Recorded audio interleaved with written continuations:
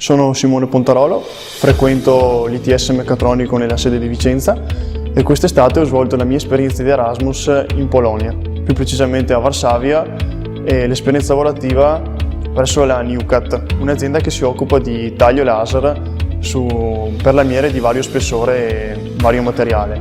È stato molto interessante come esperienza. Sono stato inserito all'interno dell'ufficio tecnico per appunto la progettazione a livello 3D e anche 2D del materiale. È stata un'esperienza molto interessante perché ho potuto anche toccare con mano quanto veniva realizzato poi nell'area produttiva dell'azienda. Il rapporto con i colleghi è stato molto buono, in quanto tutti quanti erano molto disponibili se nel caso avessero dovuto spiegarci qualcosa.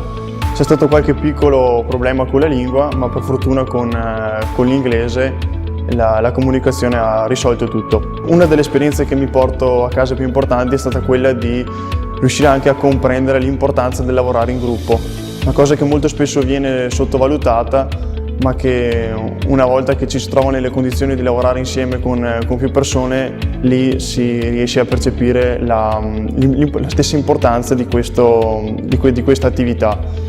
Infatti l'esperienza di Erasmus mi ha permesso di approfondire questa capacità e anche di integrare la capacità di lavorare in gruppo grazie al fatto di dover anche vivere assieme ad altri compagni. Per il mio futuro attualmente sono un po' indeciso se proseguire con gli studi di meccatronica con un percorso superiore oppure di continuare la mia esperienza lavorativa dove sto svolgendo lo stage adesso, in quanto mi trovo molto bene.